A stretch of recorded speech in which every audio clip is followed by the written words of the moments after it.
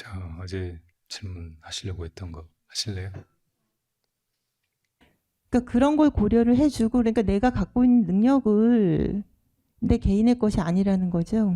그러니까 그게 부처님의 가르침하고 거의 일맥상통한 것 같아요. 제가 보기에도. 그러니까 그거를 네가 잘나가지고 네가 이렇게 내가 잘 먹고 너 혼자 잘 먹고 잘 산다 이렇게 생각하면 안 된다는 거예요. 그걸 나눠야 된다고. 왜냐하면 그런 능력을 갖고 오지 못한 사람하고 나눠야 된다는 거예요. 그것이 진정한 평등이라고. 그러니까 나는 이렇게 행복한 부모, 잘 사는 부모를 만나서 행복하게 이렇게 잘 사는 거다. 그냥 단순히 그렇게 끝나면 안 되는 거고, 그런 사람들을 찬탄하고 그런 사람들을 단순히 이렇게 그렇게 그런 찬탄하는 이야기에서 끝나면 안 되는 거죠. 부처스님. 네, 해명. 네.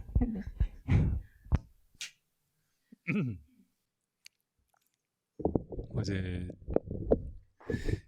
그 젊은 총각이 하나 수련회 왔었는데 밤에 갔다고 해요. 너무 힘들어서 저도 아까 얘기를 듣고 힘이 빠졌는데요.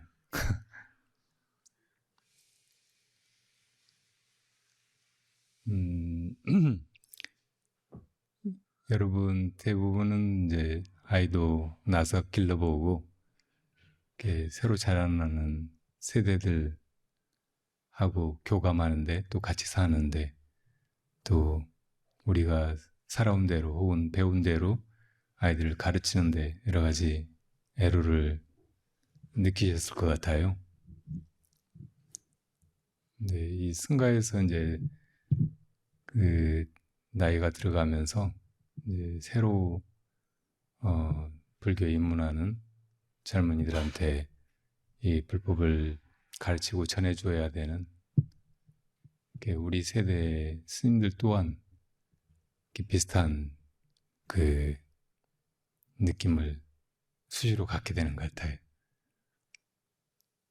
이게 정말 소중하고 꼭 전해주고 싶은 것이고, 그래서 진심으로 정성을 들여서 또 젊은 이들한테 꼭 필요하고 유익한 것 같아서 그걸 가르쳐 주려고 하는데 거부하고 안 좋아하고 또 떠나버리고 하는 이런 일들이 승소불망론하고 벌어지고 있는 것 같습니다. 그 청년도 어머니가 여기 수련회 가보라고 권해서 왔는데, 그래서 마지못해 이제 템플스테이니까 재밌는 체험을 하고 휴가를 보내고 그럴 수 있겠다고 생각하고 왔는데 그냥 다짜고짜 앉아놓고 알 수 없는 소리나 해대고 숨 막히는 분위기가 견딜 수가 없어서 도망치듯이 탈출한 것 같아요. 어제 그 했던 얘기의 핵심은 마음에 있었잖아요. 마음.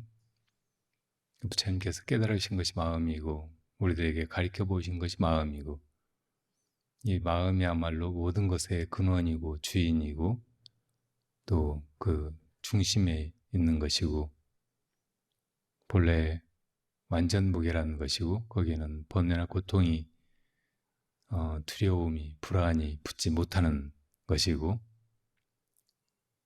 그래서 우리가 그것을 회복할 때 비로소 지금까지 무지 속에서 살아오면서 겪었던 온갖 고충과 불편함 그리고 고를 벗어나게 되니까, 그거를 이제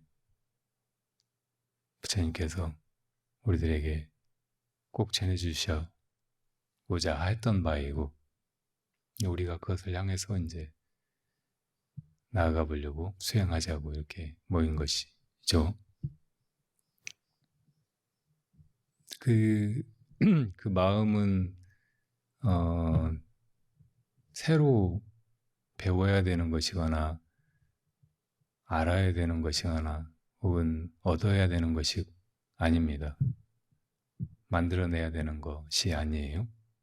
본래 있는 것이 언제나 그렇게 있는 것이고 우리가 그것을 알든 모르든 보든 보지 않든 얻었든 혹은 잃어버렸다고 생각하든 언제나 그대로 있는 것이에요. 그리고 그것은 방금 이제 정의라든지 혹은 공정함, 이상적인 우리 그 사회적인 관계 뭐 이런 것에 대해서 얘기를 하셨는데 이런 것은 이렇게 말로 어떤 상대적인 가치에 대해서 논하는 것이에요. 근데 부처님이 말씀하신 마음은 절대의 진리, 절대의 정의, 절대의 평등 가운데 있는 것입니다. 상대적이라는 것은 이게 그 반대되는 것을 언제나 가정하는 거예요. 정의를 이야기할 때는 부정한 거, 옳지 않은 거, 부당한 것을 전제로 해서 얘기하는 것이고 어떤 것이 좋다, 형평에 맞다 이렇게 얘기하는 것도 그렇지 않은 것을 전제로 해서 하는 거죠. 그러니까 이제 이런 게 다 상대적인 것이란 말이에요. 근데 부처님이 가르치신 그 마음은 본래 그런 것이고 우리가 그걸 분별하기 전에도 그런 것이고 그래서 거기로 돌아가기만 하면 언제나 그렇다는 것을 확인할 수 있는 것이에요. 근데 이 세상에 이렇게 존재로 드러난 것은 다 이제 우리가 분별로서 그렇게 인지하는 거고 분별로서 이건 공정하다 또 불공정하다 이렇게 판단하는 거죠. 그러니까 이 상대적인 세계에서 옳고 그름을 논하는 건 항상 절대적이지 못하기 때문에 시비가 따르고 또 이게 맞나 하고 또 실제로 그렇게 검증을 해보거나 그걸 시행을 해보면 또 안 맞는 경우가 생겨요. 이제 이 세상에서 이제 아이들한테 뭔가를 가르치고 배우게 하고 이렇게 하는 것도 그런 상대적인 진리 이런 것을 이야기하고 가르치고 하기 때문에 어떤 부분에서는 그게 다 맞는 것 같고 옳은 것 같은데 살다 보면 그런 게 통용되지 않는 것이 너무 많죠. 그래서 이제 학교에서 우리가 배운 수많은 것들이 그게 이제 학교 나와서 사회생활 혹은 가정생활을 하면서 인생을 살다 보면 그게 별로 의미가 없고 그렇게까지 막 열심히 배우려고 할 것이 아니지 않았나 이런 생각이 들기도 하죠. 그러니까 정의란 무엇인가 혹은 진리란 무엇인가 이런 문제가 대단히 고상하고 인간만이 할 수 있는 아주 고차원적인 그런 생각, 논의이긴 한데 이것이 상대적인 한은 거기에 절대적인 답을 얻을 수가 없다는 말이에요. 그래서 우리가 그런 상대적인 세계에서의 시비, 논쟁이 더덥고 한계가 있다는 것을 은연중에라도 느꼈기 때문에 이렇게 불문에 들어와서 절대적인 진리, 절대적인 정의, 절대적인 존재 이걸 배우려고 하고 있다는 말이에요. 그래서 이 배움의 과정이 그런 이제 시비나 분별 속에 있는 것이 아니고 그것을 떠나는 것이라고 봐도 돼요. 그래서 이제 이렇게 생각하지 마라, 생각을 버려라, 놓아버려라, 분별하지 마라. 그리고 본래의 그 존재, 그렇게 생각하고 분별하고 시비하는 그 주체인 마음, 이것을 깨달으라고 얘기하는 거죠. 그래, 그렇게 해봐야 이제, 그것이야말로, 그렇게 찾던 완전한 정의, 완전한 진리라는 것을 스스로 이제 납득하게 되는 거예요. 그거를 이제 가르쳐 보이느라고 부처님도 법문을 설하시고 저희 같은 중도 이제 수행하자고 뭐 이런저런 말들을 하게 되는데 그 말인하는 똑같이 이렇게 시비에 휘말릴 수 있고 옳지 않은 부분이 또 반박하기로 하면 드러날 수 있겠죠. 특히 이제 저같이 이렇게 많이 부족하고 이렇게 머리도 좋지 않고 말도 느리고 막 한 사람이 하는 얘기 말할 것이 있겠어요. 그래도 이제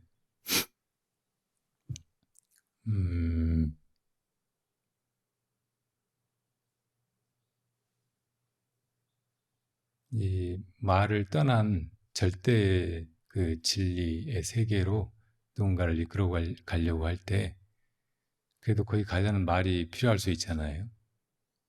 말 없이 그걸 바로 가르쳐 보이면 좋겠지만 그렇게 했을 때 그걸 바로 알아들을 수 있는 사람은 정말 드물기 때문에 할 수 없이 이제 이런저런 말로 찬찬히 설득을 하고 타이르고 구슬르고 해서 그거를 보게 하는 수밖에 없으니까요.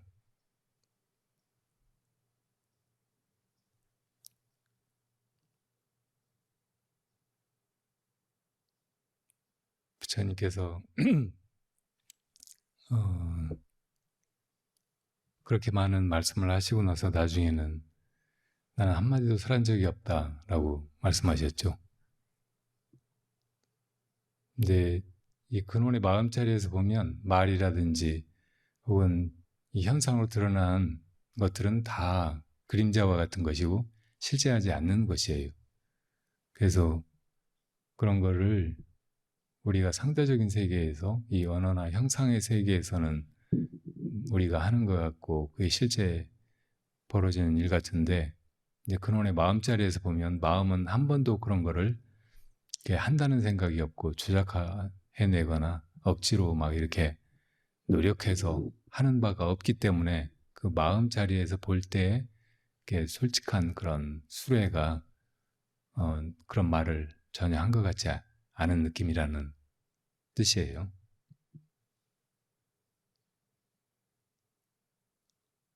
그 이제 부처님이 말씀하신 것을 두고도 수많은 그 외도들이 와서 논박을 하기도 하고 또 이제 부처님 제자가 되겠다고 왔던 사람들도 부처님이 하라고 한 수행은 안 하고 그냥 그런 시비의 세계에서 세상이 무상한가 영원한가 부처님은 열반을 얻으셨다는데 그러면 죽어도 그대로 계시는 건가 죽으면 우리랑 똑같이 없어져 버리는 건가 이 자아는 영원한가 유한한가 신이라는 존재는 영원한 존재인가 그렇지 않은 존재인가 뭐 이런 회의들을 하는 제자도 있었잖아요. 그럴 때 부처님이 그런 그 회의에 빠지는 거 그런 걸 가지고 시비하고 생각하고 하는 것은 독화살에 맞은 사람이 독화살은 빨리 뽑아내지 않고 이 독화살이 어디서 날아왔을까 누가 쏘았을까 뭘로 만들었을까 독의 성분은 무엇일까 이런 것을 먼저 알아야 되겠다. 이걸 알고 나서 화살을 뽑더라도 뽑지 그러지 않고 뽑는 건 이건 의미 없는 일인 것 같다. 이렇게 생각하고 그러다가 이제 독이 퍼져서 죽게 되는 사람과 다름이 없다고 하셨죠.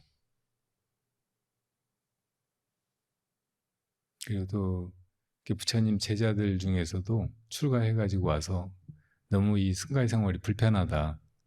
왜 굳이 꼭 이렇게까지 단체 생활의 온갖 불편함 그리고 규칙에 맞춰서 시간에 맞춰서 이렇게 행동해야 되는 이 고충, 자기 마음대로 뭘 아무것도 하지 못하는 이 답답함, 막 이런 걸 견디지 못하는 그래서 이제 환속하기도 하는 그런 제자들이 있었단 말이에요. 부처님이 이 출가의 생활은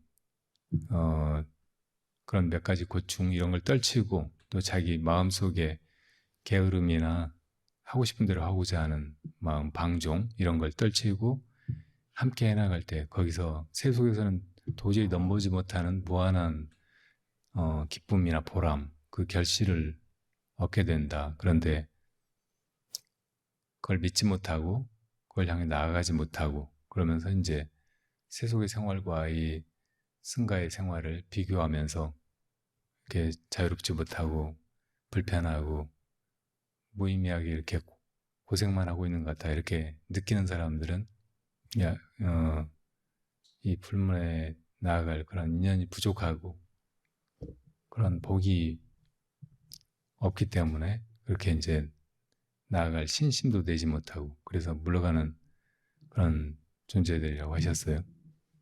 그런 사람도 있고 또 이제 정말 부처님을 보고 환희심을 내고 기쁘게 그런 여러 가지 불편함이나 고충을 감수하면서 나아가는 위대한 그런 수행자들이 또 많이 있었죠.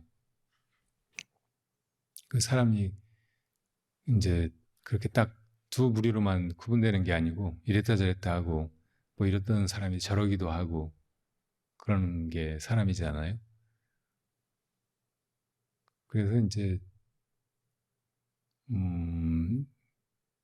얼마 전에 들은 얘기인데 무문관에 들어가 가지고 밖에 이제 나오지 않고 얼마 동안 몇 달 혹은 몇 년 동안 이렇게 하루에 한 끼 넣어주는 밥만 먹고 수행만 하고 그렇게 지내겠다고 들어가는 수행자들 있잖아요. 근데 그렇게 들어갔다가 얼마 안 돼서 그 문을 뜯고 탈출하는 사람들이 있대요. 그렇게 사람 마음이 변덕스러운 거예요. 들어갈 때는 이제 죽기를 각오하고 모든 걸 포기하고 수행만 해야 되겠다고 그렇게 들어가는데 들어가서 보니까 너무 답답하고 괴롭고 뭐 이것저것 다 불편하고 하루를 살더라도 자유롭게 살아야지 이게 무슨 짓이냐 그런 생각이 들어서 또 나 나가겠다고 말하면 문 열어주는데 문을 뜯고 도망치는 사람이 있을 수 있단 말이에요.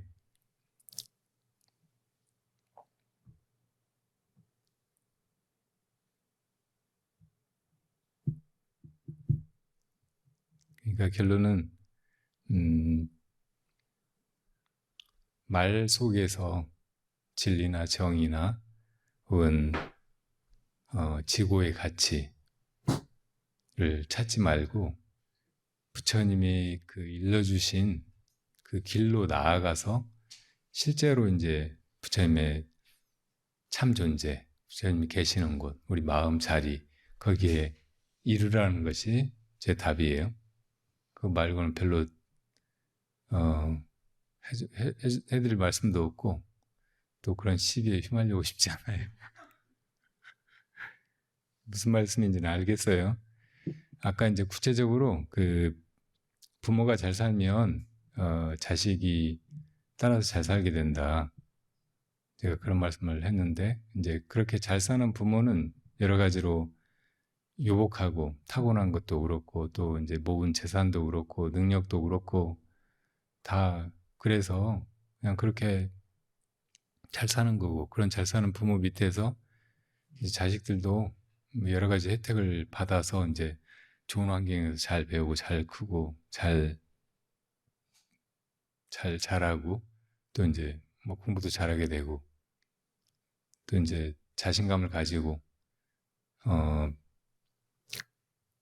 자기 능력이나 꿈을 펼치면서 그렇게 잘 살게 되고 뭐 그런 얘기를 한 게 아니고 사람마다 이제 그 다 불완전하고 그렇지만 이제 조금 더 잘 살려고 노력하면서 살게 되잖아요. 그 부처님 가르침을 따라서 우리가 수행하면서 이렇게 살게 되면 이렇게 마음으로 돌아가는 그런 길이고 그게 내면으로만 가는 길이어서 겉으로 뭐가 막 재산이 많아지거나 일이 잘 되거나 외모가 달라지거나 막 그런 건 아닐지라도 그 사람의 그 마음에 좋은 덕성들이 자연스럽게 드러나게 되고 그런 것이 이제 가족들이나 자식들 혹은 주변에도 자연히 향기로 퍼져나가기 때문에 주변 사람들도 거기에 영향을 입어서 아주 자연스럽게 변화된다고 할까? 교화가 된다고 할까? 그래서 이제 심성도 조금 더 바르게 또 착하게 그렇게 변해가고 그래서 이제 그런 삶을 또 살게 된다. 뭐 그런 정도의 얘기예요. 잘 산다는 말도 여러 가지 뉘앙스가 있잖아요. 뭐 돈이나 재산이 많아서 그냥 거침없이 자유롭게 마음껏 풍족하게 그렇게 사는 것도 잘 산다고 하는데 인간으로서 이제 그렇게 멋대로 허투루 살지 않고 이 인생의 시간을 아껴서 이렇게 좋은 일 하면서 자기 마음을 닦으면서 그리고 안에서 이렇게 여러 가지 아름다운 인격의 향기를 끌어내서 또 주위를 그렇게 맑히고 또 행복하게 하고 하면서 그렇게 산다. 이런 걸 잘 산다고 하잖아요. 그러니까 후자처럼 그렇게 잘 살아갈 때 부모가 자식들도 막 잔소리하고 어떤 식으로 길들여서 잘하게 해보려고 애쓰고 또 막 잔소리하고 자식 인생을 막 마음대로 재단해서 구겨 넣어서 막 어떻게 뭘 만들려고 하고 그렇게 하지 않아도 자식들이 이제 그냥 역시 부모님처럼 잘 살아가게 된다. 그런 얘기를 한 거였어요. 그러니까 그때 이제, 전에 우리 버파림에서 이제 수행을 가르치기도 했던, 어떤 외국 스님이 결혼도 했고 자식 낳아서 길러봤고 그런데 나중에 보니까 애들이 부모 말 듣고 하라는 대로 하면서 그렇게 크진 않더라. 그렇지만은 부모가 하는 걸 안 보는 것 같아도 다 보고 그래서 이제 그런 걸 보고 배워서 그렇게 또 살더라 이런 얘기를 하셨다고. 그래서 제가 그 얘기를 전해드린 거였어요. 여러분들도 자식들이 내 말 좀 들었으면 좋겠는데 절에도 좀 같이 갔으면 좋겠는데 수행도 좀 했으면 좋겠는데 그런 마음이 많이 있으실 텐데 정말 마음대로 안 되는 게 자식이잖아요. 다른 건 다 마음대로 하고 살았어도 자식만은 마음대로 안 된다고 하는 그런 어른들이 많아요. 자식도 내 뱃속에서 나왔을지라도 내 유전자를 다 물려받고 태어났을지라도 엄연히 다른 인격이고 남이란 말이에요. 다 자기 업 따라서 이렇게 이 세상에 오고 그런 거지. 자기 업 따라서 또 나를 부모로 선택해가지고 혹은 선택받아가지고 이 세상에 온 것이지 그냥 주사위 던지듯이 확률적으로 그냥 뭐 제비뽑기 하듯이 그렇게 해가지고 나를 부모로 택한 것도 아니고 나에게서 어떤 유전자를 물려받은 것도 아니고 그러니까 다 자업자득이고 자기 복대로 살고 자기 업대로 살고 그럴 수밖에 없는 존재란 말이에요. 그러니까 자식이 내 마음대로 되리라고 생각하는 건 큰 착각이에요. 그리고 내가 잘 살면 자식이 꼭 잘 살게 되라는 것도 맞지 않은 말이에요. 그러니까 부처님 같은 분도 자식을 낳고 출가하셨고 그리고 이제 그 자식이 나중에 또 이제 부처님 제자가 돼서 출가를 했잖아요. 그런데 이제 자기 아버지가 부처님이었다고 하면서 이제 거만하고 자랑만 하고 수행은 안 하고 잘난 척하고 또 이제 사람들이 다 부처님 아들이라고 하면서 이래저래 존중하고 위해주고 그러니까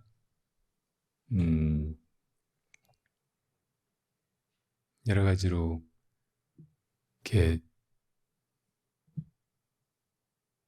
좀 볼상사나운 그런 행동들을 막 하면서 이렇게 지내니까 부처님이 하루는 이제 그 라울라라고 하는 아들을 불러가지고 세수대야에다가 물을 떠오라고 했어요. 그래가지고 그 물에다가 손을 씻으라고. 그래서 손 씻은 다음에 이 물을 네가 마실 수 있겠느냐. 그러니까 못 마신다고 했어요. 왜 못 마시냐? 물이 더러워서 못 마신다고. 그러면 가서 이 물을 버리고 새 물을 담아오라고 하셨어요. 그래서 이제 물을 버리고 새 물을 담아 깨끗한 물을 담아오니까 그럼 이 물은 마실 수 있겠느냐? 그러니까 또 못 마신다고 하는. 왜 못 마시냐? 깨끗한 물인데. 그러니까 이 대하가 본래 더럽혀진 대하라서 그렇다고 하니까 너도 그렇다고. 너도 이미 더럽혀져 가지고 부처님의 깨끗한 법을 담을 수가 없다고. 담아도 그걸 다른 사람들이 마실 수가 없다고. 그러면서 그 세수대하에 물을 걷어 차버리셨어요. 그 물이 엎질러지니까 어린 라울라가 아 하고 울었다고요. 그걸로 끝이었어요. 근데 라울라가 변했어요. 그래서 그때부터는 이제 항상 겸손하고 하심하고 그리고 드러내지 않고 항상 이렇게 대중 속에서 조용히 좋은 일 하면서 그렇게 지내는데 그런 행을 드러나지 않게 했어요. 몰래. 그래서 밀행 제일의 라울라 존재라고 한다. 그게 이제 엄청난 수행이 됐겠죠. 라울라도 나중에 아라한이 됐다고요. 부처님께서 그 귀한 아들을 장차 이제 왕이 될 수도 있었던 아들을 데려다가 출가를 시키고 그리고 부처님이 가진 가장 큰 유산을 깨달음이라고 하는 유산을 자식한테 전해준 일이죠.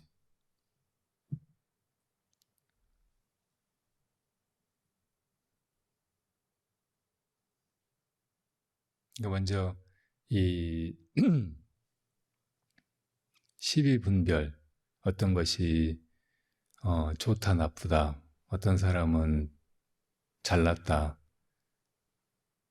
귀하다 높은 사람이다 다른 사람들은 그렇지 못하다 뭐 이렇게 분별하는 마음 이런 것을 버려야 하고 그리고 그런 12분별하는 것이 근본적으로 나라고 하는 게 무명이 있어서 그러는 거잖아요.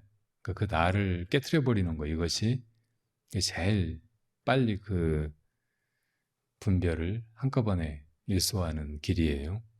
부처님이 라울라에게서 그 아상을 그렇게 꺾어버리신 거고 그것이 정말 큰 자비심이고 부처님이 얻으신 것을 라울라라고 하는 그 아들한테 또 부처님의 제자한테 그대로 물려준 방식이었다는 말이죠.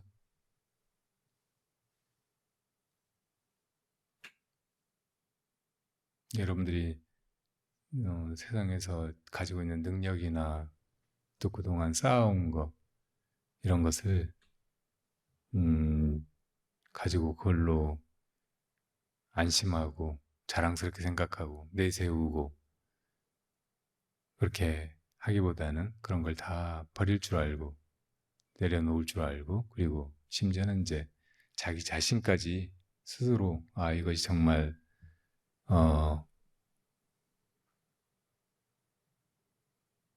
하잘 것 없는 전혀 잘난 데라고는 없는 아주 우스꽝스러운 제정신이 아닌 이 놈이로구나. 이걸 가지고 내가 나로 삼고 살아왔다는 것이 정말 바보 같은 것이었고 아주 괴로운 일이었고 수많은 고충과 번뇌가 따르는 일이었다는 것을 알고 그거를 스스로 놓아버릴 수 있을 때 그때 이제 비로소 그 법의 그릇이 온전해지는 거고 거기에 부처님의 법이 이렇게 담기는 것이고 그리고 그 법을 주변에 이렇게 향기로 또 사람들의 그 아상과 분별을 씻어주는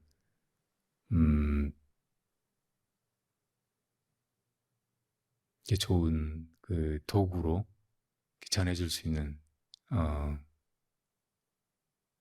길이 열리는 거죠. 제가 굉장히 궁금한 거라서 여쭤보려고 그래요. 네네.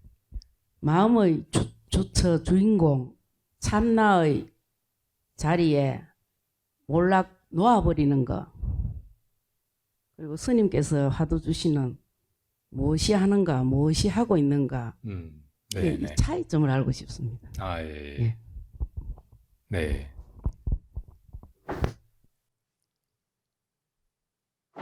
어,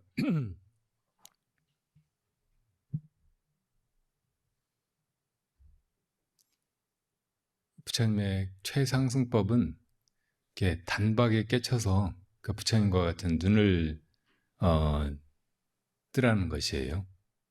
조금씩 조금씩 닦아 나아가서 온전해지라는 그런 말씀이기보다는 눈 떠서 보면 당장에 이렇게 모든 것이 다 이렇게 완전하고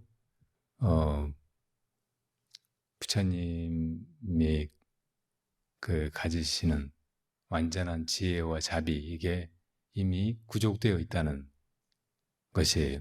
그래서 이제 도노, 그냥 한 번에 딱 깨달아 버리는 거, 이것을 이제 가장 빠른 길, 그리고 가장 높은 부처님의 법이라고 얘기하는 거죠. 근데 그거를 이제 거기 이르게 하는 말씀이 여러 가지가 있어요. 이제 그것만 가리키고 그것만 전해온 것이 조사의 선인데, 그러니까 조사들의 말씀에도 방금 말씀하신 놓아버려라, 뭐 그런 말씀 가지고 그렇게 이제 가리켜 보인 분도 계시단 말이에요. 예컨대 조주 스님한테 엄양존자라고 하는 스님이 왔어요. 존자라는 말은 원래 아라한이 된 수행자들한테 붙이는 존칭이었거든요.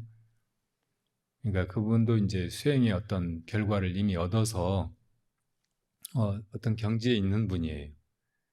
근데 이제 와서는 저는 아무것도 가지고 오지 않았습니다, 이렇게 말을 하거든요. 부처님이 놓아버려라, 조주스님이 놓아버려라 그러셨어요. 그러니까 엄양존자가 아무것도 가지고 오지 않았는데 뭘 놓아버리라는 말씀입니까? 그러니까 그렇다면 지고 가거라, 짊어지고 가거라 그러셨어요. 이게 무슨 말씀 같아요? 처음에 놓아버려라, 이 말씀은 아무것도 가지고 오지 않았습니다, 이렇게 말하니까 아무것도 없다. 이제 그 아라한의 존재가 되면 무아를 깨닫고 일체 존재가 다 비어서 없다는 것을 보는 것이잖아요. 그러니까 이제 여기 오긴 왔는데 나도 없고 뭘 가지고 온 것도 없고 아무것도 없다는 말이에요. 근데 여전히 이 존재한테는 아무것도 없다는 그 아르말이 없다는 그런 게 있잖아요. 그러니까 그걸 놓아버리라고 한 것이라고. 그러니까 그 말 끝에 이제 그 음양존재가 깨달아 버렸을 수도 있어요. 아무것도 가지고 오지 않았는데, 아니, 저는 아무것도 가지고 오지 않았습니다, 이렇게 말하니까 놓아버려라, 이 말 끝에. 근데 이제 아무것도 가져오지 말라고 않았다고 했는데 뭘 또 놓아버리라는 말씀이니까 이렇게 물은 거는 깨닫지 못한 거죠. 그래서 이제 이 주주 스님이 정말로 아무것도 가지고 오지 않고 아무것도 없다면 그냥 그대로 또 이제 나아가라, 그런 말씀이라고. 없다는 것을 알고 그냥 그렇게 나아가면서 이제 해야 될 일을 하면 되는 거죠. 그러니까 아무것도 없는 그 자리를 이름하여 성품이라고 말할 수 있어요. 성품의 자리, 근본 마음의 자리. 저 다른 선사의 얘기인데 천왕도우한테 용담이라고 하는 제자가 어려서부터 부모님이 떡집을 하시는데 떡을 매일 갖다가 뭐 10개씩인가 공양을 올렸다고. 그 심부름을 매일 했어요. 근데 항상 그 도 스님이 떡을 다 드시고 하나를 남겨가지고 이 용담한테 주신다고. 그래서 그걸 이제 어릴 때는 그냥 생각 없이 먹고 자랐는데 어느 때 이제 궁금한 생각이 들어가지고 왜 항상 스님께 다 공양을 올린 건데 스님께서 그걸 또 저한테 하나를 도로 주십니까? 그렇게 물었어요. 그러니까 천황도 스님이 네가 나를 주었는데 그럼 이게 내 것인데 이거 내 것을 내가 너한테 또 하나 주는 게 무슨 허물이냐. 그 말씀이 아리송하기도 하고 뭔가 이렇게 느낌이 오기도 하고 그래서 이제 부모님한테 출가하겠다고 하니까 부모님이 아주 반겨서 그러라고 하셨어요. 그래서 이제 천황도 스님 출가한 제자가 됐다고. 근데 한 번도 뭘 이렇게 따로 가르쳐 주시는 법이 없고 그냥 그렇게 지내기만은 했어요. 같이 모시고. 어느 날은 여기서 이제 스님이 돼가지고 나랑 지내는 게 좋으냐 하고 물으시는데 다 좋은데 스님께서 불법의 신묘를 설해 주시지 않는 것이 조금 야속할 뿐입니다. 그랬어요. 그러니까 내가 언제 너한테 불법의 신묘를 안 가르쳐 준 적이 있더냐 하시는 거예요. 그래서 뭐라고 말을 하려고 하는데 입을 막아버렸어요. 그래서 깨쳐버렸어요.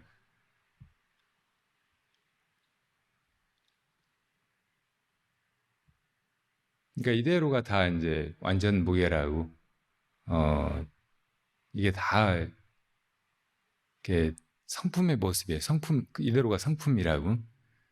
여러분 마음이나 성품을 본 사람 있어요? 견성한다고 하잖아요. 그걸 이렇게 눈으로 보듯이 볼 수 있는 사람은 아무도 없어요. 마음으로라도 그걸 대상화해가지고 보았다고 하면 그거는 이제 잘못 본 것이라고. 진짜 견성한 것이 아니에요. 그렇지만 그 성품이 무엇이냐 이렇게 물어보면은 그게 뭐 있지 않은 것이고 볼 수 없는 것이고 막 그렇게는 하지만 그거를 이제 드러내 보여야 되잖아요. 그러니까 이렇게도 하고 이렇게도 하고 이렇게도 하고 막 이렇게 하는 거죠. 그리고 뭐 밥 먹고 같이 차 마시고 이야기하고 막 이렇게 하는 것도 다 그대로예요. 그거죠. 그리고 저 하늘이 푸르고 물이 흘러가고 이런 것도 다 그거잖아요. 그대로가 다 내 마음이고 그대로 성품인 거예요. 가끔 또 이제 무슨 선어 보면 뭐 나무 닭이 울고 뭐 성녀가 춤을 추고 저기 보니까 돌 나은이 졸고 있네.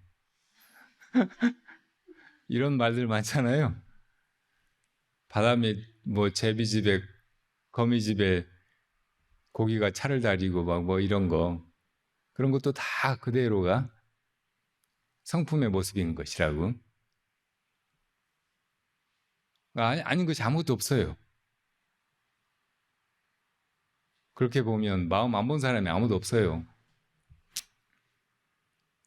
자, 이제 이렇게 천왕도의 그 말씀 또 입을 이렇게 막아버리는 데서 이 용담이 깨친 것을 깨치고 나서 이제 이것을 어떻게 지켜가야 됩니까? 이렇게 물었어요.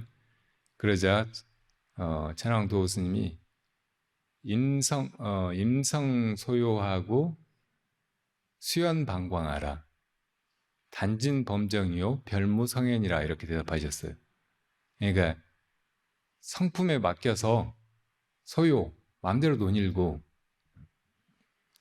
수연 인연을 따라서 이 밝은 것을 그냥 드러내라. 이 그냥 밝은 거 이렇게 드러나 있는 거 그냥 그렇게 드러낼 뿐이라는 거예요. 천황 도스님이 그렇게 살고 계셨고 이제 너도 그러니까 너도 그렇게 지낼 뿐이라는 거예요. 범부의 중생의 아르마리가 끝날 뿐이지 따로 성인이 깨달았다고 해서 뭐 아는 것이 있는 것이 아니다. 중생의 분별 망상이 끝날 뿐이지 성인이 뭘 새로 아는 것이 아니다. 이렇게 말씀하셨다고요. 자, 이제 그 조주스님의 놓아버려라 방아착 이렇게 하신 말씀이 이제 내가 그동안 가지고 있다고 생각했던 거, 내 것이라고 생각했던 거 이런 걸 다 놓아버려야 되고 그 내 분별, 망상 이런 걸 놓아버려야 된다고. 그리고 마지막에는 나를 놓아버려야 돼. 있다 없다 뭐 이런 소견, 내가 있다 없다 이것까지 다 놓아져 버려. 그래야 원래 그대로라고. 놓아버리라 하는 말 끝에 그렇게 돼버리면 그게 깨달음이지. 그리고 그게 이제 성품이고 마음 자리이지. 따로 이제 뭘 이렇게 뭘 알고 배우고 할 것이 아무것도 없는 거죠. 그냥 그대로이지 언제나. 그대로라는 건 이게 이 생사의 세계, 우리가 살아가던 이 생사의 법계. 근데 이게 바로 이제 이 생사의 번뇌 혹은 분별 이것이 다 끊어져 버린 열반의 세계인 거죠. 그러니까 우리가 찾던 열반이 어디 딴 데 있거나 뭐 머릿속에 있다가 이게 드러나는 게 아니고 그냥 이대로가 다 이 생사 이 자체가 다 열반이었다는 것을 한눈에 보게 되는 거란 말이에요. 이제 그렇게 이제 놔버려라 하는 말 끝에 그렇게 되는 사람들도 있지만 어떤 사람들은 선사가 한마디 묻는 말 끝에 그렇게 돼버리기도 한다고. 혹은 이제 자기가 물었는데 선사가 한마디 대답해주는 말 끝에 그렇게 돼버리기도 해요. 저 조주스님한테 전생에 도반이었다가 환생해가지고 온 문원이라고 하는 새 사미가 스님 계획에 불성이 있습니까 없습니까 이렇게 물었죠. 조주스님 없다 그러셨는데 이 말 끝에 그냥 깨달아 버렸단 말이에요. 처음에는 없다고 하는 의심이 났을지 몰라요. 순간적으로. 근데 그 의심이 아주 분명하면 이게 완전한 각성력이 되는 거예요.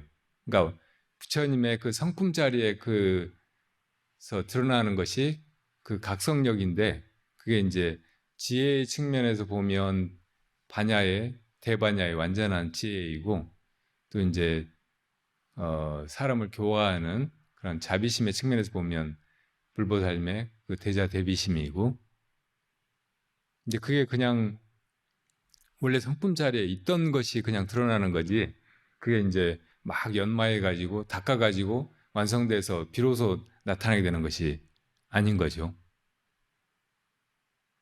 그 이제 그 문헌도 없다고 하는 말 끝에 의심이 나는데 그 의심이 속성이 그 완전한 반야와 완전한 자비심으로 가득해 있는 거예요. 그런데 이제 그게 어떤 사람들은 쭉 이어져 가다가 그게 이제 완전해져 가지고 그게 터지면서 그 자체가 지혜와 자비심 그 자체가 돼버리기도 하고 또 어떤 사람들의 경우에는 한순간에 그렇게 돼버릴 수 있는 거예요.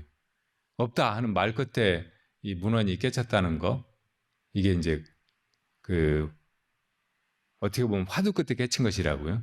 그 의심하다가 그 의심이 그냥 순간적으로 완전해져 버린 것이라고. 그러니까 의심의 그 속성이 이렇게 완전한 깨어있음, 완전한 각성력 이걸 그대로 보여주는 거고 이걸 수단으로 생각하지 않는 것이 좋아요. 그래서 이제 화두를 번뇌 망상을 다 쓸어버리는 쇠 빗자루처럼 생각하지 말고 또 마음이 이리저리 막 왔다 갔다 하는 것을 못하게 묶어두는 그러니까 낙이 묶어두는 말뚝처럼 생각하지 말라고 예수님들이 그러신 거예요. 다른 말로는 또 이게 방편이 아니라고 무방편의 방편이라고 하시는 거예요. 그러니까 이걸 해가지고 깨달아야 되겠다. 이걸 해서 지혜와 자비심을 완성해야 되겠다. 이런 목표를 두고 이걸 해가는 것이 아니란 말이에요. 수단이나 어떤 길 이걸 이야기하는 것이 아니고 길이 없는 거예요.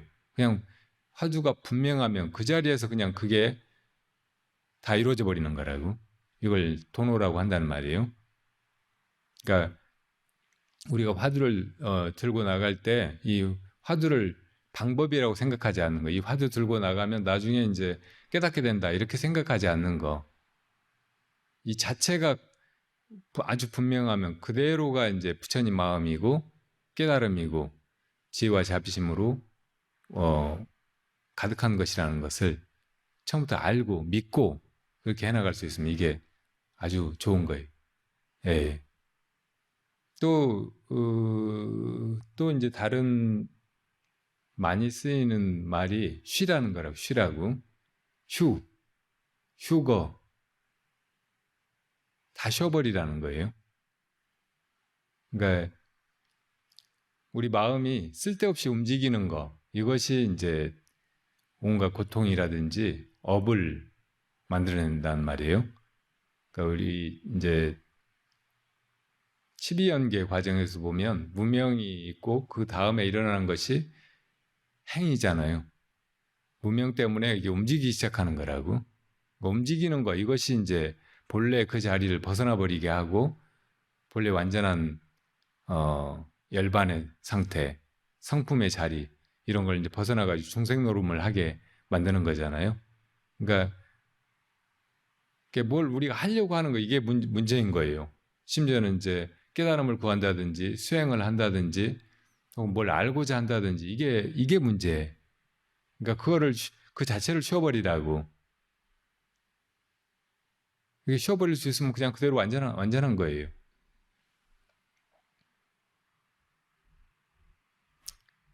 옛날에 석상이라고 하는 선사가 이제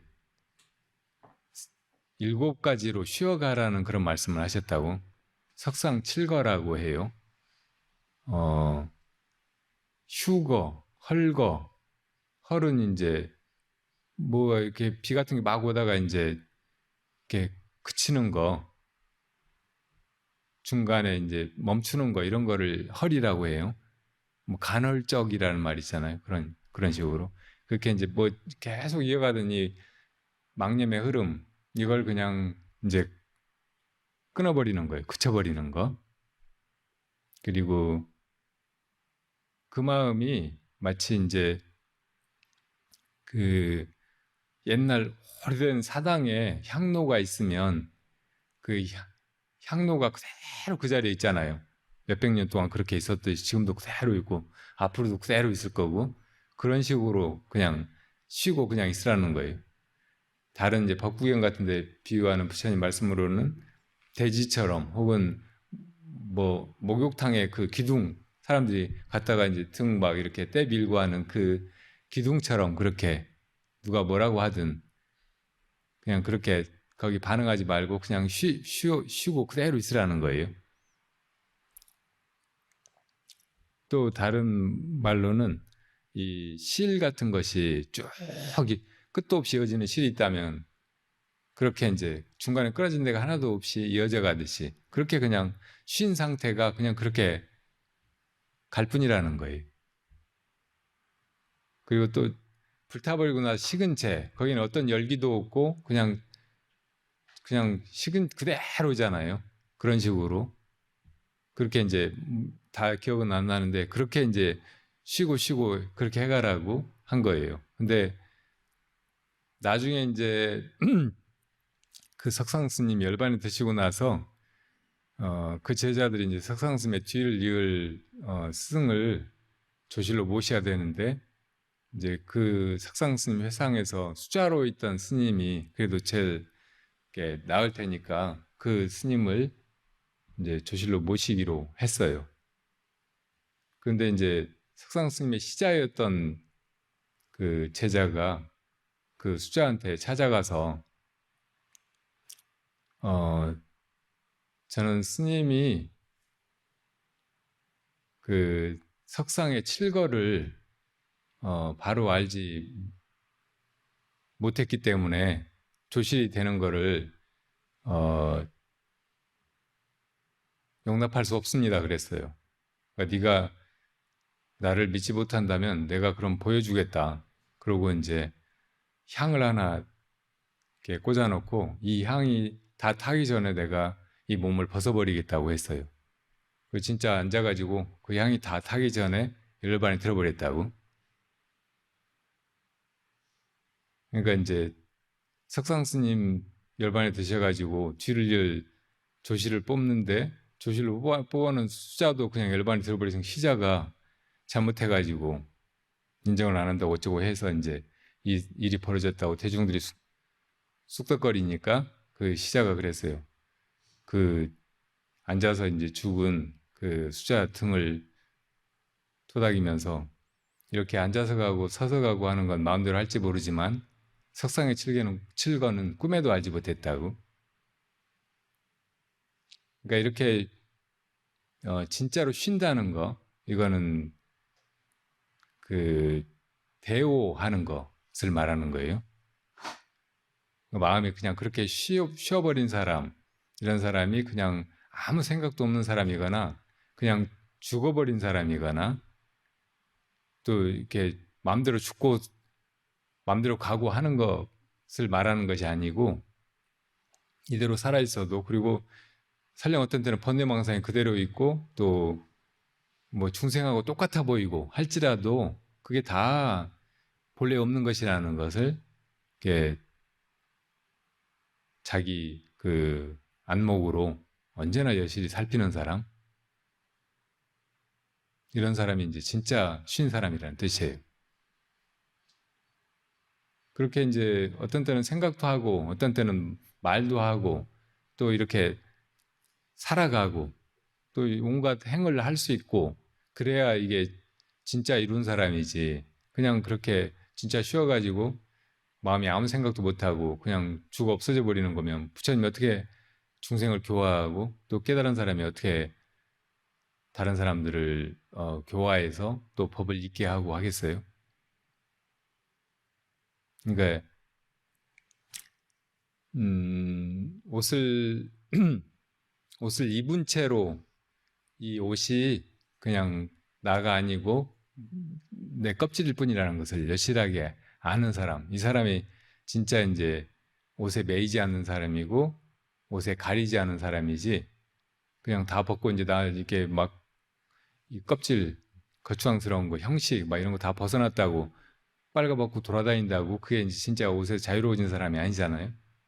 그런 것처럼 이 번뇌라든지 괴로움이라든지 이런 거를 벗어버린다는 것이 그냥 죽어버리는 거나 아무 생각 없이 뭐 저 돌멩이처럼 나무 토막처럼 그렇게 되어버리는 것이 아니라는 것을 알고, 이제 이 생각이나 번뇌나 이 몸뚱이나 생사나 이런 것이 그대로 공하다는 거, 이걸 바로 보는 거, 이것이 이제 진짜 쉬는 것이고 진짜 그런 모든 속박에서 자유로워지는 것이라는 것을 알고 그렇게 가시면 돼요.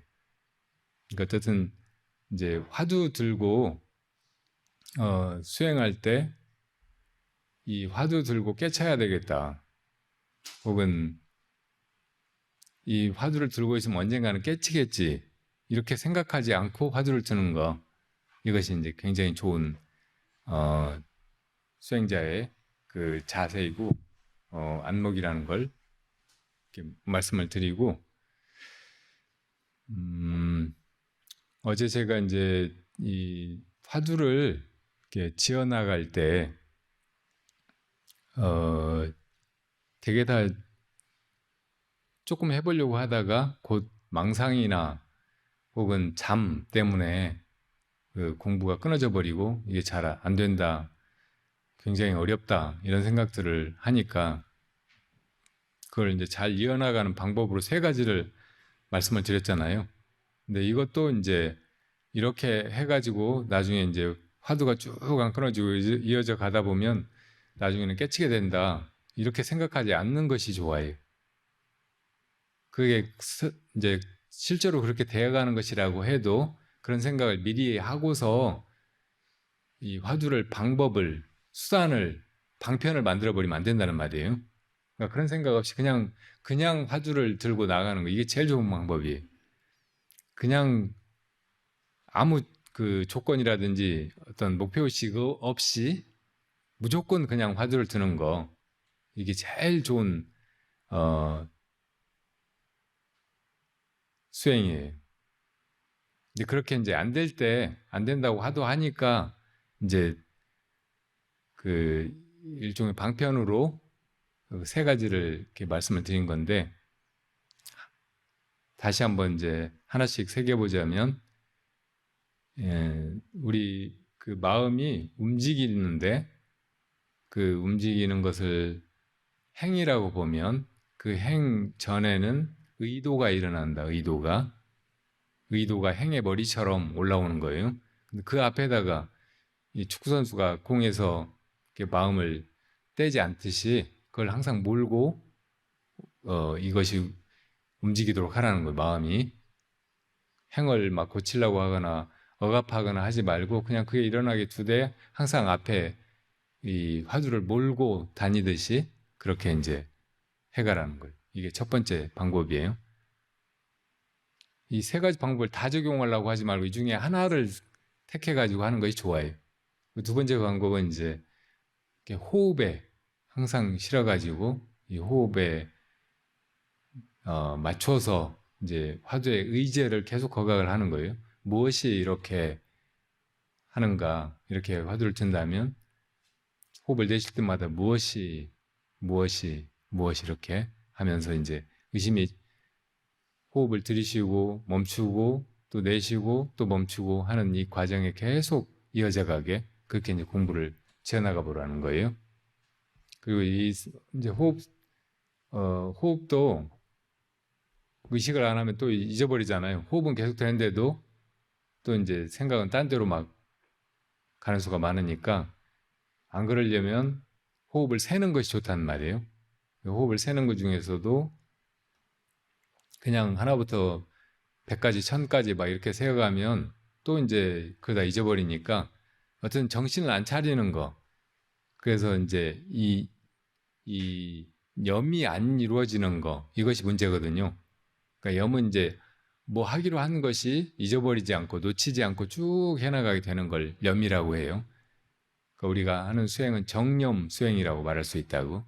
그러니까 화두를 들고 이 화두의 의심이 끊어지지 않게 쭉 이어가야지 해놓고도 몇 초 뒤에 혹은 몇 분 뒤에 그걸 잊어버리고 이제 망상에 팔리거나 잠을 자거나 막 이렇게 하는 게 문제잖아요. 그러니까 이제 호흡이 계속 되어 가니까 그 호흡에 맞춰서 쭉 이렇게 이어가야 되는데 이것도 호흡도 안 놓치고 하려면 세면서 가는 것이 좋고 세는 것도 하나부터 10까지 세어 올라가고 그 다음에 거꾸로 9, 8, 7, 6 이렇게 세어 내려오고 다시 하나로 돌아온 다음에는 20까지 올라가고 또 내려오고 그 다음에 30까지 올라가고 내려오고 그 다음에 40까지 50까지 그 다음에 80까지 90까지 올라갔다 내려오고 그 다음에 100까지 올라갔다 내려오고 그 다음에는 90까지만 올라갔다 내려오고 그 다음에 80까지만 올라갔다 내려오고 이렇게 하면 계속 이제 이걸 안 놓치고 계속 하게 되는 거예요. 대부분 사람들이 이렇게 해보면 안 놓친다고. 호흡 세는 것만 해봐도 그래요. 그러니까 호흡이 긴 사람은 한 4시간, 5시간, 호흡이 짧은 사람은 2시간 이 정도를 계속 하게 되는 거예요. 그러니까 여기다 이제 화두만 실어서 그렇게 가면 5시간 동안 호흡관이 끊어지지 않고 그래서 화두도 끊어지지 않고 이렇게 해나갈 수 있다는 말이에요. 그러니까 이게 좋은 방편이라고 말씀드린 거예요. 세 번째 또 하나는 우리가 뭐 하다가 재미없으면 안 하고 또 힘들면 안 해요. 그러니까 뭘 하는 것은 무조건 그래요. 근데 우리가 이렇게 사는 동안 하는 것이 천 가지 만 가지지만 모든 하는 것은 다 이제 재미가 있으면 하고 재미있을 때까지 하고 그러다가 이제 재미없으면 안 하고 막 이런 습관이 너무 오래된 거예요. 그런데 이 하는 거하고 관계없이 언제나 있는 것이 있어요. 그게 바로 우리 기억하는 힘이라고.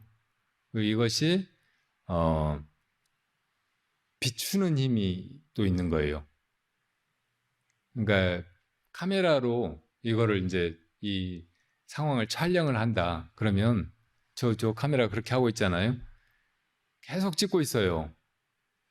한다는 생각도 없이 계속 찍고 있다고. 그래서 그거를 기억을 하잖아요. 저장을 한다고. 그렇게 우리 마음속에도 지금 이 상황을 그냥 놓치지 않고 면면히 살피고 또 이걸 기억하고 있는 놈이 있단 말이에요. 기억하는 자가. 그 놈이 그대로 있는 거예요. 언제나.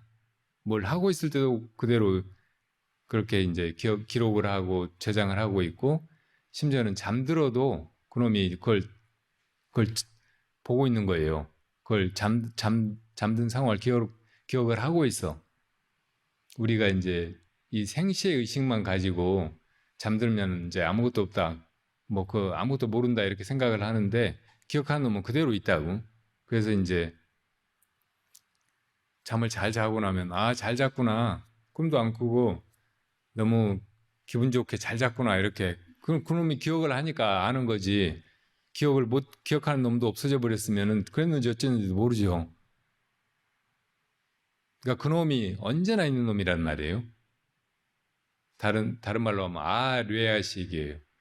그러니까 뇌아는 사라지다, 꺼지다, 이런 뜻이거든요. 근데 아는 부정어니까 꺼지지 않는 식, 사라지지 않는 식 이란 말이에요. 잠들어도 사라지지 않고 죽어도 사라지지 않는단 말이에요. 그러니까 이놈에다가 화두를 두는 거예요. 그러니까 무엇이 이렇게 하는가, 이게 우리 화두라면은 무엇이 이 순간순간을 다 보고 기억하는가, 무엇이 기억하는가, 이렇게 묻는 거예요. 지금 이 상황도 계속 그놈이 보고 기억하고 있단 말이에요. 이걸 무엇이 하고 있는가, 이렇게 묻는 거예요. 그러니까 그놈은 항상 그렇게 하고 있던 놈이야. 힘도 안 들어요. 뭘 하는 것도 아니야. 그냥 지가 그렇게 되는 거지. 그러니까 거기다가 화두를 치르면 되게 이게 편안하고 힘이 안 들어요. 심지어는 이제 잠들어서 이제 막 이 경계가 무의식의 잠재의식의 경계로 막 들어가면서 말도 안 되는 상황을 막 이렇게 자기가 만들어내고, 또 그걸 꿈꾸듯이 막 이렇게 경험하고 이렇게 할 때도 그런 것도 다 이놈이 기억하고 있단 말이에요. 그러니까 그때도 무엇이 이걸 기록하고 있는가 혹은 기억하고 있는가, 이렇게 하면은 그냥 그런 이제 꿈결 혹은 잠결에도 화두가 그대로 이어져 가기가 대단히 쉬워요. 이렇게 조금만 해보면은 이게 정말 이렇게 힘 안 들이고도 너무나 좋은 방법이로구나, 이렇게 느낄 수가 있다고. 그러니까 우리 이 화두 들고 하는 수행은 목숨 걸고 그 모든 걸 다 바쳐서 이렇게 해야 되는 것이기도 하지만, 이걸 너무 막 억지로 고생해가면서 하려고 하면 다 못해요. 너무 그냥 저 까마득한 절벽 위로 한 발 뛰어가지고 올라가라고 하는 것 같아가지고 너무 막막해서 다 이제 이거 어떻게 하고 이제 낙담하고 그만둬 버린다고. 근데 이제 알고 보면은 세상의 모든 일은 다 가면 갈수록 이게 조금 더 이제 잘하고 높은 경지로 올라가고 제일 잘하고 막 이렇게 하려고 하면 더 가파르고 더 힘들잖아요. 근데 이 수행은 처음에는 힘든데 오히려 나중에는 힘이 덜 들고 나중에 힘이 하나도 안 든단 말이에요. 저절로 돼. 그러니까 저절로 공부가 되는 그 방향으로 가는 거, 이것이 공부를 잘하는 거지, 끝까지 막 최선을 다해서 죽을 힘을 다해서 그냥 목숨 바쳐가지고 이렇게 하는 것이 오히려 잘못하는 것이란 말이에요.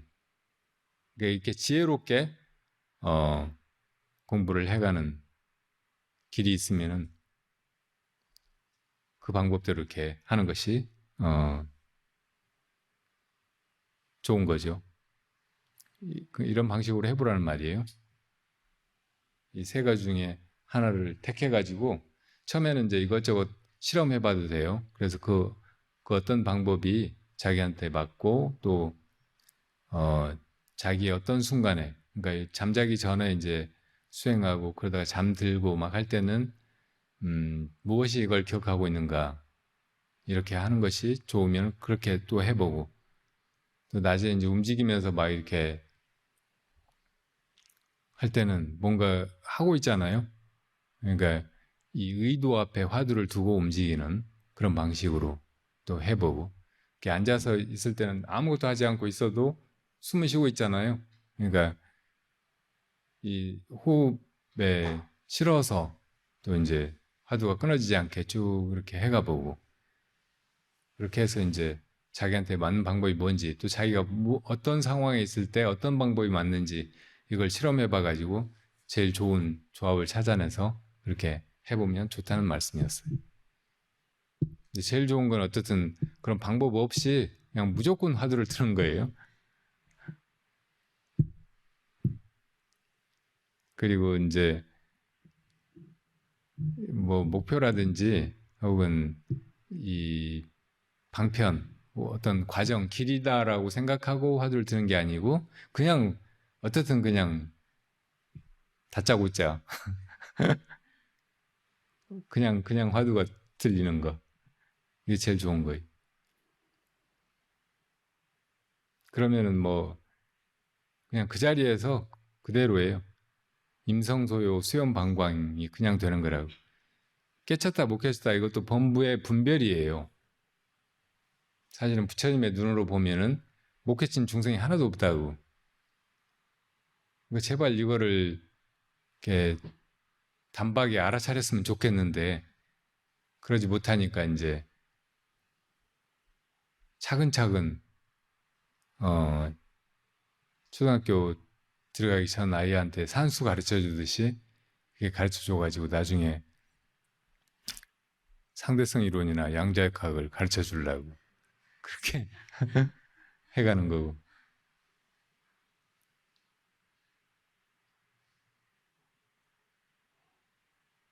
그것도 힘들어요. 안 들으려고 하는 놈들이 많아서. 예, 시간이 많이 지났는데 또 예. 시간이 많이 지나니까 네네. 아까 석상 스님 시자와 그 수자 얘기를 하셨는데 금방 스님 말씀하신 대로 범부의 어리석은 구별이기는 한데 네. 그 석상 스님이 돌아가시고 후계자를 뽑을 때 그 시자는 그 자리에서 앉아서 몸을 벗으신 수자가 그분이 눈에 보기에는 석상 스님만큼의 온전한 깨달음을 얻지 못했다라고 생각을 네. 해서 예. 해보라고 하셨던 것 같은데 수자 스님은 내가 보여주겠다라고 해서 몸을 그 자리에서 벗으심으로 인해서 당신이 생각하기에는 석상 스님만큼 온전한 깨달음을 얻었다고 생각을 하신 것 같거든요. 그래서 그렇다면 그럼에도 이 다 본부의 구별이 어리석은 분별이긴 한데 시자의 분별이 석상 스님만큼 그러니까 수저보다는 더 높은 온전한 깨달음을 얻은 시각에서 수자 스님의 깨달음이 온전치 못했다라고 생각한 것이 옳은 건가요? 아니면 내가 한 이 정도의 몸을 벗을 정도의 깨달음이라면 석상 스님의 후계자가 될 만큼 충분하다라는 것이 마찬가지로 똑같이 온전한 깨달음이라고 볼 수 있을지요? 그러니까 어떤 분들이 진짜 그 깨달으신 건가 확철대오를 하신 건가 부처님 조사와 같이 된 것인가 그렇지 못한 것인가 이런 것이 이제 수행하는 사람들한테 굉장히 궁금한 것이기도 하고 될 수 있으면은 이렇게 완전한 깨달음을 이룬 분한테 가서 믿음을 내고 제자가 되고 수행을 또 배우고 점검받고 나중에는 인가도 받고 그러고 싶은 것이 당연한 마음이죠. 그런데 그거를 처음부터 이제 제자가 혹은 그 수행의 길에 나선 사람이 알고 들어가면은 참 좋은데 알아볼 만한 눈이 우리한테는 없다는 거 이게 문제잖아요. 예, 부처님 같은 분도 처음에는 이제 알라라 칼라마 우타카라마 부트라 이런 이제 선인들한테 가서 열반을 배우려고 했어요. 그리고 그 선인들은 그것이 열반이라고 부처님한테 가르쳐 주셨어요. 무소유 저정이나 비상 비상 저정을 그 부처님이 거기 들어가 보니까 들어갔을 때는 그게 이제 너무나 완벽하고 좋은 언제까지라도 이럴 것 같은 그런 느낌인데 나와서 보면 아니고 그러니까 이건 영원한 열반이 아니다. 그러니까 열반 부처님이 찾던 열반은 영원한 것이어야 했다고. 그러니까 그 산정에 들었을 때는 그대로이고 너무나 완벽한 것 같은데 나오면 아니다. 이건 영원한 것이 아니었던 거예요. 그 부처님이 이제 그 스승들을 버리고 떠나셨고 또 이제 고행자들을 찾아가 가지고 이제 고행을 해보셨고, 그러니까 처음에 그 선인들을 찾아갈 때 먼저 고행하는 무리들을 강가에서 만났었거든요. 그래서 왜 무엇을 위해서 그렇게 고행을 하냐고 하니까 그 고행자들이 이 세상의 즐거움은 괴로움은 즐거움을 추구하는 데서 오는 것이다. 즐거움을 추구하다가 나중에 다 이제 괴로움을 당하게 된다는 거예요. 그러니까 반대로 즐거움을 얻으려면 괴로움을 감수해야 된다. 그래서 우리는 이렇게 이제 괴로움을 이렇게 일부러 자초해서 겪고 감수하고 견디고 하는 것이라고. 그래서 그 뒤로는 이제 천상에 낙이든지 혹은 큰 즐거움을 나중에 얻게 될 거라고. 그 부처님은 그건 아주 우스운 짓이라고 생각을 했어요. 그때 가서 얻게 되는 어떤 즐거움, 이거는 그때부터의 즐거움이고 그 전의 즐거움은 아니지 않느냐. 그러니까 이건 이제 그때부터 영원히 어떤 즐거움을 얻는다고 해도 이건 반쪽의 영원한 즐거움이라고 생각을 한 거예요. 이건 진짜 열반이 아니, 영원한 열반이 아니라고 생각하신 거라고. 그러니까 가끔 이제 뭐 신을 믿는 그런 종교인들이 믿으면 이제 천당에 가고 그러면 영원히 그 즐거움만 누리고 그게 천당에서 살게 된다고 이렇게 말하잖아요. 근데 그것도 이제 부처님의 눈으로 보면 거의 천당에 가가지고 그때부터 시작되는 즐거움이라면 지금은 아닌 거고 과거에도 아닌 거고 그러니까 이게 영원한 즐거움이 아닌 거예요. 근데 부처님이 나중에 실제로 얻으신 열반을 보니까 이게 열반이란 곧 마음이에요. 다른 여러 가지로 뭐 깨달음이라든지 열반이라든지 해탈이라든지 도라든지 법이라든지 여러 가지 말씀으로 하시긴 했지만 결국은 다 마음을 가리키고 있는 거라고. 근데 부처님이 이 마음을 깨달으셨을 때 이 마음의 존재는 영원한 거예요. 그야말로 영원한 과거부터 그랬고 영원한 미래까지 그럴 거고 시간 밖에서도 그렇고 시간 안에서도 그렇고. 그러니까 이게 그래서 이제 이걸 열반이라고 하는 것이라고. 그러니까 아까 그 고행자들처럼 나중에 이제 이렇게 괴로움을 감수해가지고 그 결과로서 대가로서 얻게 되는 즐거움이라고 하는 건 아주 보잘것없는 것이고 잠시의 것이고 이게 영원한 것이 아니라는 것을 알고 부처님이 이제 그걸 안 하셨던 거였거든요. 그리고 이제 이 괴로움을 겪는 것도 유한한 것이면 거기에 상응하는 즐거움밖에 없을 거 아니에요. 이게 아무리 오래 했다고 해도 유한한 것이면 그 대가로 오는 즐거움조차 유한한 것일 수밖에 없다고. 그러니까 부처님이 찾는 무한의 그 절대적인 그런 즐거움, 열반, 이건 아니었으니까 부처님이 떠나셨는데 나중에는 이제 방법이 없으니까 열반에 이르는 길은 시도해 볼 수 있는 건 고행밖에 없다 생각하시고 고행을 6년이나 이제 죽음 직전까지 가는 그런 고행을 이렇게 직접 해보신 거잖아요. 근데 결국은 아무것도 없었어요. 그냥 그대로 죽는 것 뿐이지 전혀 열반의 길이 아니었다고. 그래서 이제 그 그동안의 수행을 쭉 돌아보시고 점검을 하신 거죠. 어릴 때 당신이 이제 농경지에 따라 나갔다가 새가 벌레를 쪼아먹고 날아가는 걸 보고 거기서 왜 이렇게 살아있는 것들은 다 죽어 없어질까? 왜 다 이렇게 괴로울까? 괴로움이 없는 세계는 혹시 여기 오기 전이 아닐까? 그리고 죽어서 가는 그곳이 아닐까? 그래서 어디서 왔다가 어디로 가는 걸까? 살아있는 것들이 다 어디서 왔다가 어디로 가는 걸까? 이 의문에 사로잡혀서 나무 밑에 있었던 그 기억이 떠오른 거예요. 그때도 분명히 이제 선정에 들었었는데 그때 선정은 이 우타카라마푸트라나 알라카라마한테 배운 선정과는 다르게 의문이 있어서 깨어서 들어간 선정이었던 거예요.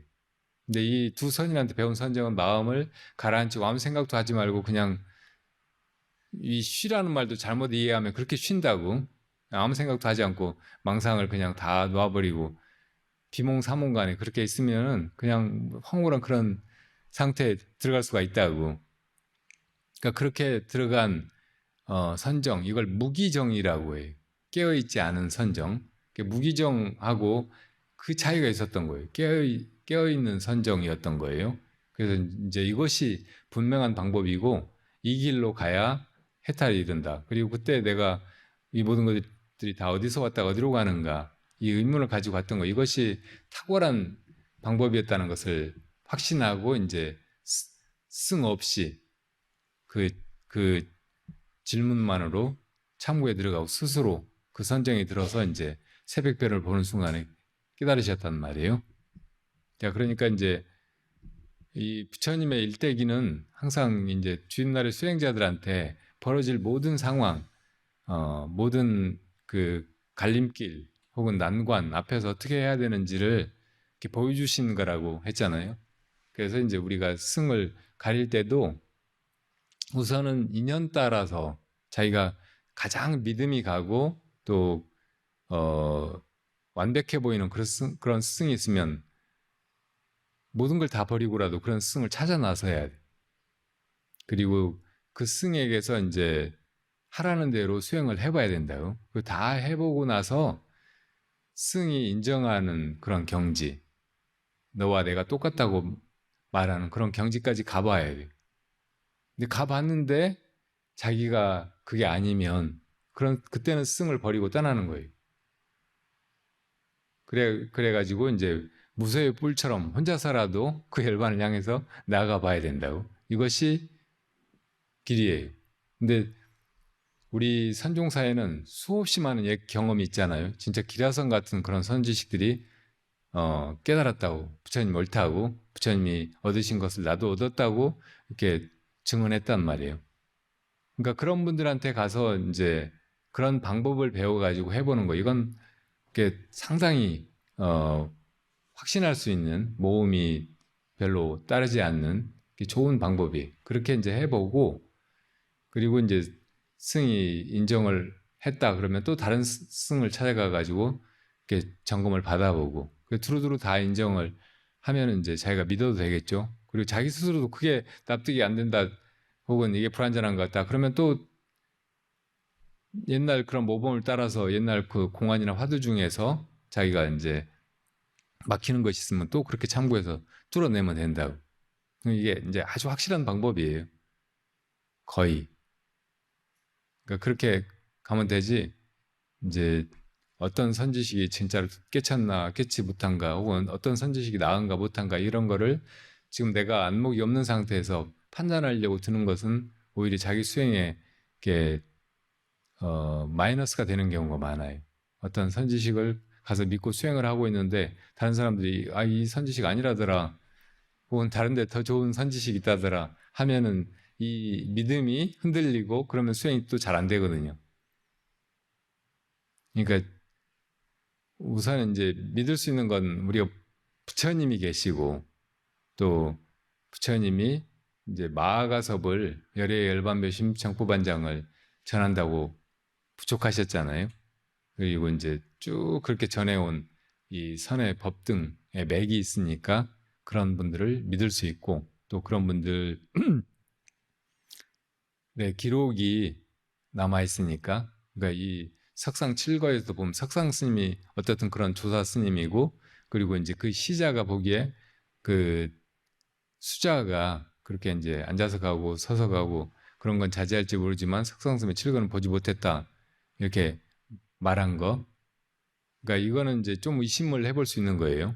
이게 이 수자가 이제 제대로 된 사람이었는데 이 시자가 이제 공연히 막 그런 식으로 해가지고 그렇게 중생 교화도 못하고 떠나게 만들었나 이렇게 의심을 해볼 수 있다고. 이것도 이제 공안처럼 시자가 뭘 보고 그랬을까, 그 진짜 쉰다는 게 뭘까, 그걸 자기가 이제 이렇게 참고에 들어가면서 그렇게 해봐서 깨달음이 일어났다, 그럼 그때 이제 보면 되는 거예요.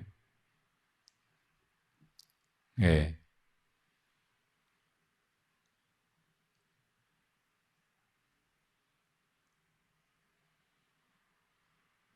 그 출가해서 이제 처음 배워오는 초발심 자격문에 보조 스님의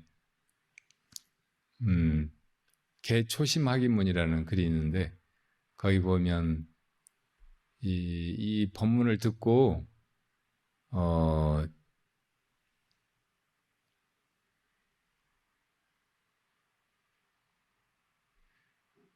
맨날 듣던 말이다 하는 그런 생각을 하지 말고, 그리고 까마득한 절벽 같아서 나는 감히 거기로 올라갈 생각도 못 하겠구나 이런 생각도 하지 말라는 말씀이 있어요.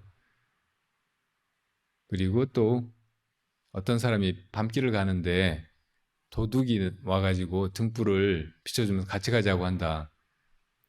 근데 이 도둑은 나쁜 놈인데 내가 이 사람한테 의지해가지고 도움을 받는 것이 맞는가 하면서 그 이제 등불을 거절하면 깜깜한 길에서 자기가 이제 구렁텅이에 떨어지기도 하고 가시에 찔리고 길을 잃기도 하고, 그러니까 이제 그럴지라도 그 등불을 의지해서 고맙게 그렇게 나아가라는 말씀이 있어요.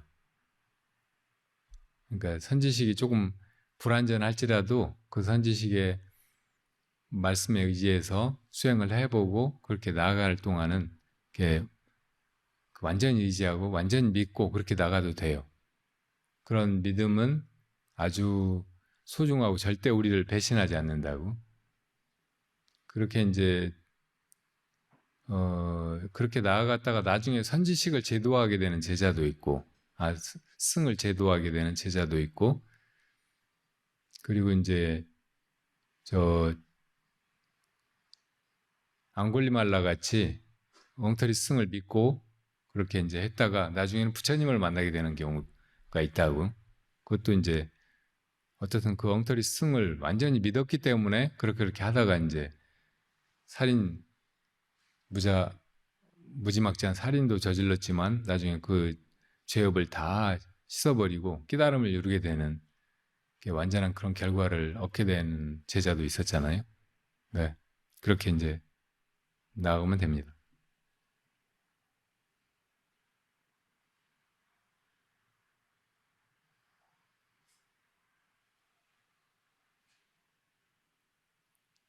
집에 가시고 싶은 분 있어요?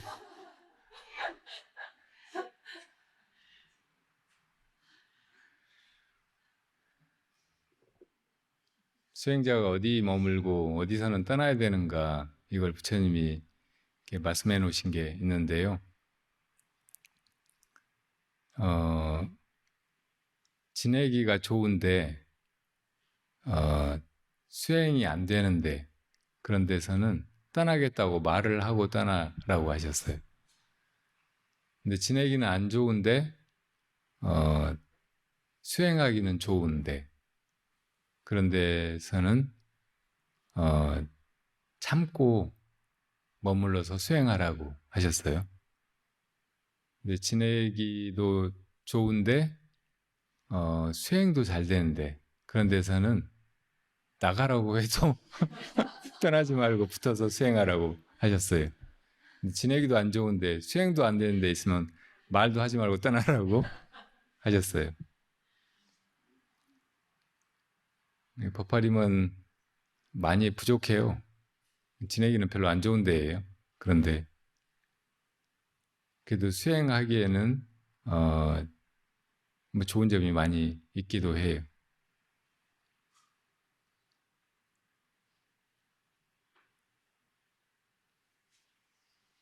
조금이라도 며칠 있는 동안 수행이 자리가 잡히고 이렇게 해가면 되겠구나, 나가서도 이렇게 해가고 어디 가서도 이렇게 해가고 그러면 되겠구나, 이런 그 확신이 생겼으면 좋겠습니다.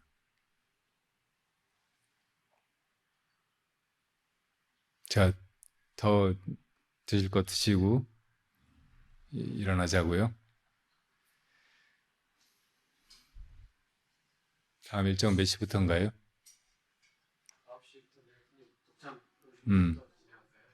네.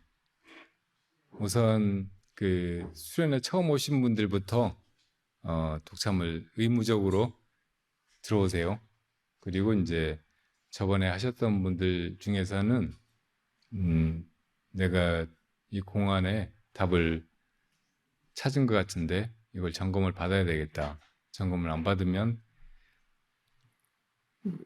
계속 이제 잘못 알고 의심을 안 하고 그럴 수 있으니까 점검을 그럴 때는 받아야 되는데 그런 분들이 또 이제 이어서 들어오시고요.